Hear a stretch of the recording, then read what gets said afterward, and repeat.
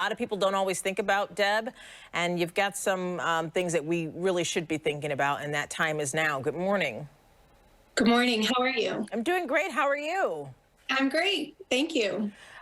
When we usually talk about your last will and testament, this isn't for, I mean, really anyone should be thinking about this, right? This isn't just for those who are older. Right. It's not just for the elderly. As you know, things can happen. Anyone, especially if you have children, Hmm. young children, minor children, you should be planning your last will and testament.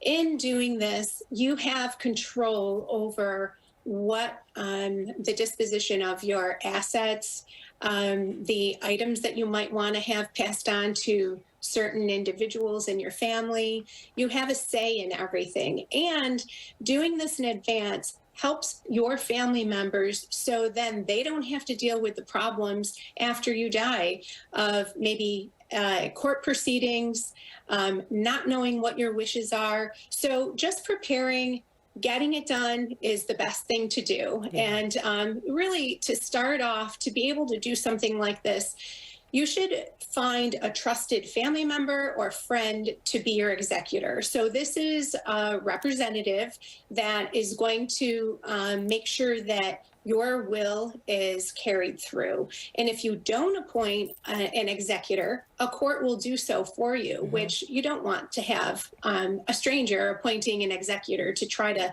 follow through on your wishes. Yeah, you want someone that's going to make the decision, that's going to follow everything out that you have outlined to a T. In terms of assets, property, bank accounts, what should people be doing with that ahead of time? You really need to name who will get certain items with those things. This is something that you would include in your will. And so you name different items like a wedding band or a certain asset that you want to go to a certain family member, loved one, charity, something like that. And then additionally, you need to name who gets the remaining items because you can't just name everything. So along with this, a really, really important point is to name who your beneficiaries are. So when you have items like your retirement accounts, life insurance policies, on those accounts, you should always make sure that you name your beneficiaries on those accounts. That's just something that will help to avoid probate. And those items then will either go to that person or be split amongst those people. Additionally, for the beneficiaries, you should always have backup beneficiaries because if your beneficiary dies, then who is going to take those items? Right. That's another consideration you have to have. Okay, living trust. Explain for those who don't know what that is, and do you need one?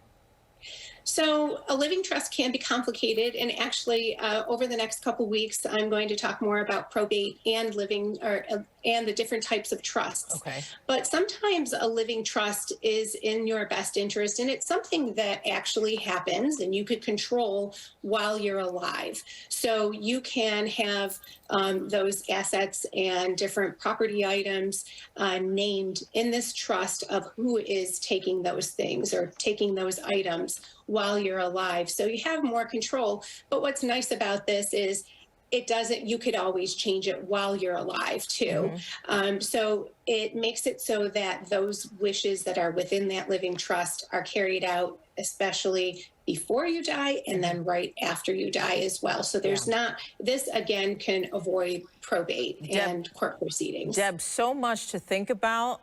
Thank you for these reminders and these tips, and we look forward to continuing this conversation next week. You have a great day. Yeah.